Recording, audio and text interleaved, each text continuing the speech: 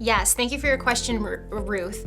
I have come across that as well, the explanation of Asherah poles as phallic symbols. So I want to talk about a couple things. First is we don't really know what Asherah poles were. There are some really good theories and debates out there, but I want to tackle this whole internet source that says they might have been phallic symbols. Probably not, because Asherah was a goddess, but there is this tendency, it's kind of a joke, but it's real at the same time. But it's funny.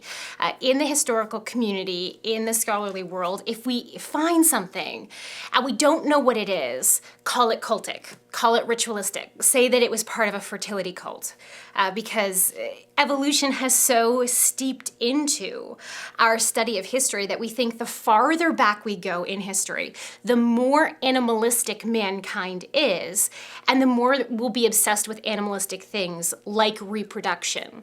So it's very real, and I have a small story that I like to share that emphasizes this really well. I read this story a few years ago on BBC News about a professor who was walking through a museum, and it was an exhibition of prehistoric artifacts, so prehistory, before written history. So it was this society of people who were living in caves to protect themselves from the elements. And they found all of these cylindrical objects, these tiny little long cylindrical objects and these boards, and they didn't know what they were. So they just decided that they must be cultic, they must have belonged to a fertility cult, so they called them phallic symbols. They really had no idea, so they just called them phallic symbols, and that's how they were displayed in this museum. You know, phallic symbol number one, Right. and so this professor was looking at this display, and it perplexed him, and he sat down and he looked at it for a really long time, and then he got an idea. He was looking at all these artifacts, so he used his credentials and he spoke with the curators and got an opportunity to study these objects, and sure enough, they turned out not to be phallic symbols at all. They turned out to be essentially prehistoric reusable matches. They were using friction. Reusable matches. Yes, they were using friction and clay and stone boards and cylindrical objects and a string to start fires effectively, quickly, and lightweight. So it turned from these prehistoric people obsessed with sex to, oh, these were pretty technologically advanced people using stone and clay to make reusable matches. So just a silly story that highlights that, not everything is phallic or has to do with a fertility cult, even though it's an easy answer to just slap on things. Okay, so Asherah poles are in the Bible. Yes, They're talked about. And there's a huge debate in the scholarly community over what they were. Was Asherah a goddess? Was Asherah and Asherim referring to high places and cultic sites? What is that about? Well, it looks as if it's a little bit of both.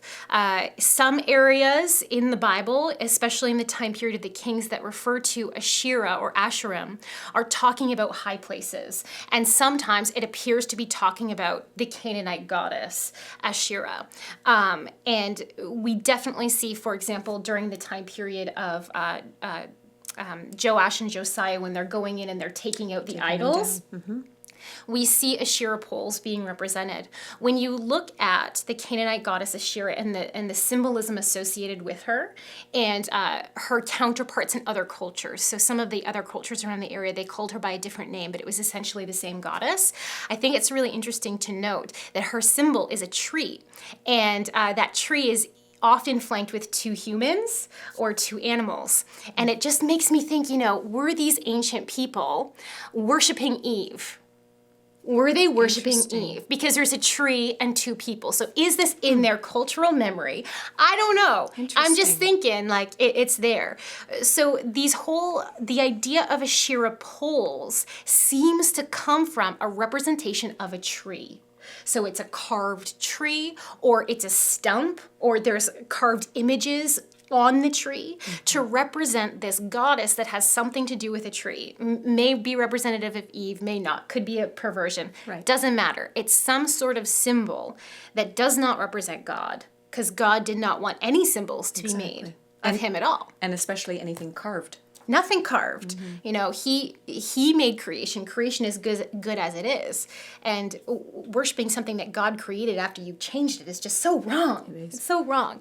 So anyway, there's tons of debate over what these Asherah poles were, but it looks as if they had something to do with trees and the worship of this ancient goddess, that her symbol was a tree and 2 humans or 2 animals. Interesting. So, thank you for your question. I hope this helps.